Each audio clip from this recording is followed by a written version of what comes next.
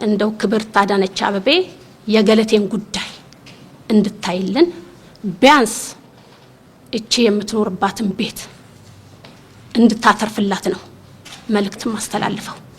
እኔ ዛሬ የሚያመኝ ነገር የገለቴ ገንዘብ ንብረቷን ማጣት አይደለም። እኔ ዛሬ 3 ልጆች አሉኝ። ገለቴ ግን የሁሉ አመት ሮጣ አንድ ልጅ እንኳን የላትም። ይሄ ለኔ በጣም ነው የሚያመኝ። እኔ የገለቴ ገንዘብ የምን ጉዳይ አይደለም። ገለቴ ብቻ ሳይሆን በአሁን ሰዓት ብዙ ሴት አትሌቶች በዚህ ጉዳይ ውስጥ ያለፉ ባዶ እጃቸውን ቀርተው በአሁን ሰዓት ምንም ሳይኖራቸው የሚኖሩ ስላሉ ይሄ ላይፍ ጋርድ መጥቷል። እንግዲህ መንግስትም የሚመለከተው አካልም በተለይ ደግሞ የሴቶች ጉዳይ በዚህ ጉዳይ ላይ ጠንከር ያለ ነገር አድርጎ ለአትሌቶቻችን መፍትሄ እንዲፈጠር በዚሁ አጋጣሚ አስተላልፋለሁ። ገንዘቧ የለም፣ ሞራሏ የለም፣ ከኛ ሁሉ ሸሽታለች። እውነት ለመናገር እኛ ልጆች ይዘን ስንሄድ እሷ ግን በእጇ ይዛ የምትሄደው ልጆች የለም። የእህቶቿን ልጆች ነው የምታሳድገው።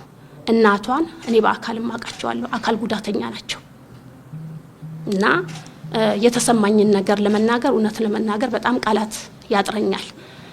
እንግዲህ ለገለቴ እንደ ሴትነቴም እስከ መጨረሻው ድረስ ከጎኗ እንደምቆም በዚህ አጋጣሚ እንደው ክብርት አዳነች አቤቤ የገለቴን ጉዳይ እንድታይልን ቢያንስ እቺ የምትኖርባትን ቤት እንድታተርፍላት ነው መልእክት ማስተላልፈው። ቢያንስ እቺን ቤት እንደ ሴት ነው መጠይቃት ወይዘሮ አዳነች አቤቤን ቢያንስ መኖሪያዋን። ገለቴ አሁንም የመሮጥ አቅም አላት፣ የመስራት አቅም አላት። በደረሰባት ጉዳይ ነው ከሩጫው እንኳን የወጣችው። በዚህ መሀል እንኳን የካናዳ ላይ የተደረገ ማራቶን በተደጋጋሚ አሸንፋለች። ይሄ ሁሉ ጣውረድ እየደረሰባት። ስለዚህ እኔ እንግዲህ እንደ ሴት እስከ መጨረሻው ድረስ ከገለቴ ጋር ቆሜ ቢያንስ ሌላው ቢቀር ጎዳና እንዳትወጣ የቀራትን መኖሪያ ቤት መንግስት በተለይ ወይዘሮ አዳነች አቤቤ ቤቷን እንድታተርፍላት ነው ጥሬን ማስተላልፈው። በህግ የተያዘ ጉዳይ ስለሆነ እንግዲህ ያው ገለቴ ቅድም ስለሽም እንደተናገረው አትሌቶች እንግዲህ የራሴን እንኳን ብናገር ለ20 አመት የተዘጋ ኑሮ ነው የምንኖረው። እድለኛ ሆኖ ጥሩ ሰው ያጋጠመው ሻይን አውት አድርጓል። እንደ ገለቴ አይነቶቹ ግን ይሮጣሉ፣ ይመጣሉ፣ ገንዘባቸውን ይሰጣሉ፣ ባሌ አካሌ ብለው ውክልና ሙሉ ለሙሉ ይሰጣሉ። እነሱ ለመሮጥ ሲሄዱ ንብረታቸው በጎን ይሄዳል። ይሄ ሀቅ ነው፣ ምንም ውሸት የሌለው ነው። እናውቀዋለን ሁሉንም ነገር። የገለቴን ጉዳይ እኔ በደንብ ነው ማውቀው። በተወሰነ ማውርቻታለሁ። ልጅ ስለመውለድ ሁሉ አማክሪያታለሁ። ግን አንድ ሴት ልጅ 20 አመት ሮጣ አእምሮህ ተረጋግቶ 20 አመት የተደበደበ ሰውነት አእምሮህም ሰውነትህም አርፎ ነው ልጅ ለመውለድ እንኳን ሬዲ የምትሆነው። ያንን እድል እንኳን አታለች። ትልቁ ነገር እኔ የሚያሳዝነኝ ለገለቴ ከኛ በኋላ ብትመጣ ከ3 አመት በኋላ ብትመጣም ከኛ ብዙ እድሜ ርቀት ያላት አይደለችም። እና ሴት ልጅ ደግሞ እንኳን ሮጠ ሳትሮጥ በአሁን ሰዓት ልጅ ለመውለድ ምን ያህል መከራ እንደሆነ ማንም ይገባዋል። ስለዚህ እንግዲህ ስለ ገለቴ ማለት የምችለው ይሄንን ነው። ለወደፊቱ ግን ገለቴ ብቻ አይደለችም። ብዙ እኔ ትላንት ሲደወልልኝ የነበሩ ስልኮች ነበሩ። ሌሎች አትሌቶች በጣም በሚያሳዝናችሁ ሁኔታ እማትጠብቁት አትሌቶች በአሁን ሰዓት ብዙ ችግር ውስጥ ያሉ አሉ። በጣም በሚያስደነግጣችሁ ሁኔታ አትሌቶች እዚህ ሰሚ ስላጡ እስከ ወርልድ አትሌቲክስ የከሰሱ አሉ። ህፃናት አትሌቶች ጾታዊ ጥቃት ይደርስባቸዋል፣ ጾታዊ ትንኮሳ ይደርስባቸዋል። ከወጡ በኋላ ያለው አይደለም ለመውጣት ሴትነታቸው የሚጠየቅበት ጊዜ ነው ያለው። ወደ ክለብ ለመግባት ማናጀር ለመያዝ ብዙ ጥቃቶች እየደረሱ ነው ያለው። እኔ በዚህ አጋጣሚ ማስተላለፍ የምፈልገው በክልል ያሉ በአዲስ አበባም አሉ ቤትም በኩል ያሉ አትሌቶች ካሁን በኋላ ሴፍ ጋርድ የሚል የአትሌቶችን ጥበቃ የሚል ህግ ስለወጣ የሚደርስባቸውን ጥቃት መተው የሚከሱበት መንገድ ተቋቁሟል። ይሄ ህግም እንግዲህ መንግስት በአፋጣኝ ህጉን አጽድቆልን አትሌቶቹ በትክክለኛው መንገድ የሚበለጽጉበትን አጋጣሚ የሚፈጠርበትን ነገር እንዲመቻችልን እኔ መንግስትንም መጠየቅ እፈልጋለሁ። እንግዲህ እንዳጠቃላይ የገለቴ ለብዙ ሴቶች በቃ ብርሃን ሆናለች ብዬ ነው የማስበው። ብዙ ሴቶች ዛሬ የሚያዳምጡ ይኖራሉ።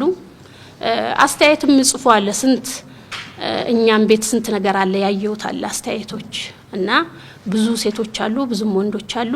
እኛ እንደ ፌዴሬሽን መስራት ያለብንን መስራት፣ እናንተም እንደ ሚዲያ እየተከታተላችሁ አትሌቶቹ የደረሱ ሲያሸንፉ ወይ ደግሞ ውጤት ሲጠፋ ብቻ ሳይሆን ምን ላይ ነው ያሉት የሚለውንም ነገር አንድ ላይ ሆነን በመስራት እንግዲህ እቺ ስፖርት እንግዲህ ኢትዮጵያ ውስጥ አንድ የምንላት ናት። አንድ የምንላት ደግሞ አትሌቶቹ ሀገራቸውን ባንዲራ ካስጠሩ በኋላ ብዙ ነገር ካገኙ በኋላ ስማቸው ብቻ ነው እየቀረ ያለው የአብዛኛው አትሌት። ስለዚህ ይሄንን በጋራ ሆነን ሁሉም ተረባርበን ይሄንን ጥቃቶች ከአትሌቶች ላይ ማስቆም ይኖርብናል ብዬ አስባለሁ። በፌዴሬሽን በኩል በምርጫ በተለያዩ ነገሮች ብዙ ጥቃቶች ይደርሳሉ። እኛ እንግዲህ ከመጣን በኋላ የመጀመሪያው ውድድራችን ያደረግነው ወርልድ ኢንዶር ነው። ያ እንግዲህ የተለመዱ ሩቲኖች ሊመጡ ፈልገው ነበረ። በተለይ በ800 ሜትር ለመጀመሪያ ጊዜ ሄዳ የብር ሜዳሊያ ያገኘችው ንግስቲ እሷ እንዳትሄድ ብዙ ጥረቶች ተደርጎ ነበር። ያንንም እኛ አትሌቶች ሮጠን ያለፈን ማንም ምርጫ እንዴት እንደሆነ አትሌቱ ምን አይነት ብቃት እንዳለው እኛን ማንም ሊሸውደን